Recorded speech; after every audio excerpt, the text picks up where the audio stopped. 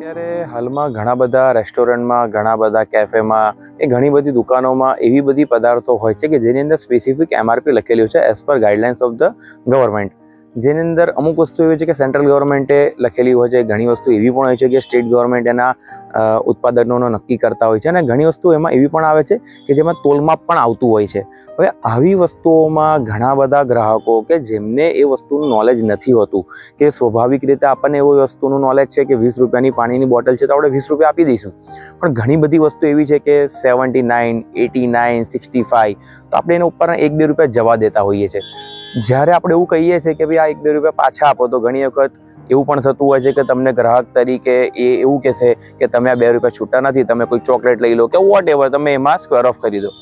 પરંતુ એવો કોઈ કાયદો નથી બનેલો કે તમારે કોઈ વસ્તુ બાર્ટર સિસ્ટમમાં લેવાનો વારો આવે. જે એમઆરપી નક્કી કરેલી હોય એ જ એમઆરપી પ્રમાણે લેવામાં આવે છે.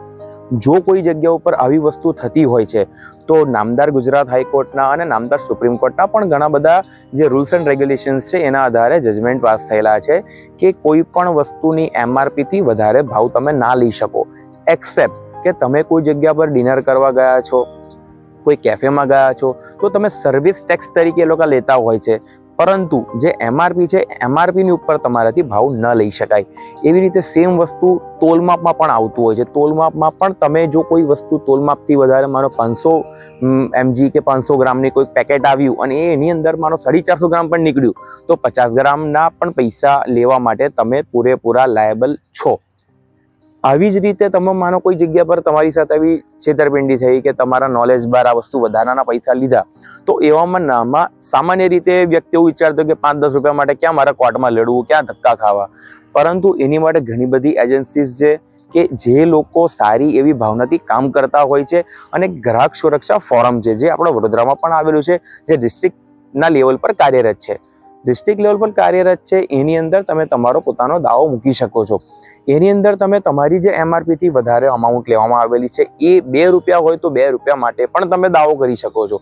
પરંતુ એક પ્રાઇમા ફેસિક વસ્તુ એવી છે કે તમે અને જે વ્યક્તિ સામે તમે દાવો માંડવા જઈ રહ્યો છે એ બંને ગ્રાહક અને એની જે ખરીદનાર ને લેનાર આપનાર 2 વસ્તુ હોઈ શકે છે.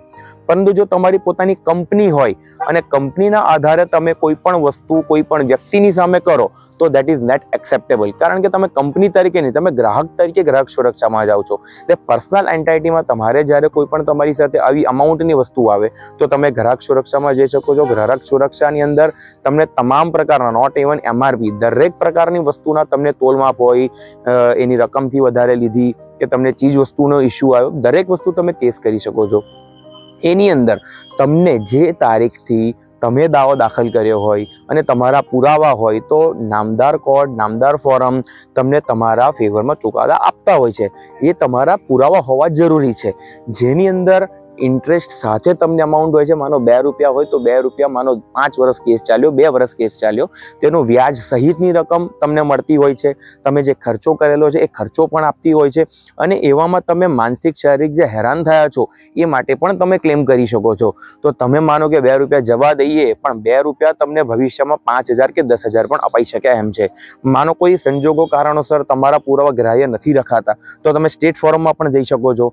સ્ટેટ ફોરમમાં પણ તમે લડી શકો છો, અને ત્યાં પણ નથી તમારું કેસમાં જજમેન્ટ તમને લાગતું કે મને અહીંયા ન્યાય નથી મળી રહ્યો તો તમે સેન્ટ્રલ ફોરમમાં પણ જઈ શકો છો. એટલે કાયદામાં રેમેડી દરેક પ્રકારની છે. અભાવ છે એક અજ્ઞાનતાનો, જે અજ્ઞાનતા દૂર થવી જરૂરી છે. અને આવા 2 રૂપિયા 5 રૂપિયા માટે આપણે જવા દેતા હોઈએ છીએ. પરંતુ મારું માનવું એવું છે કે આવું સામાન્ય નોલેજ દરેક નાગરિકે લેવું જોઈએ. ગ્રાહક સુરક્ષાનું પણ લેવું જોઈએ, અને સામાન્ય નાના મોટા કાયદા છે એનું પણ નોલેજ લેવું જોઈએ, જેથી કરીને કાલ ઉઠીને કોઈ પણ ઓથોરિટી સામાન્ય નાગરિકને કોઈ પણ પ્રકારની રીતે મૂર્ખ ના બનાવી શકે.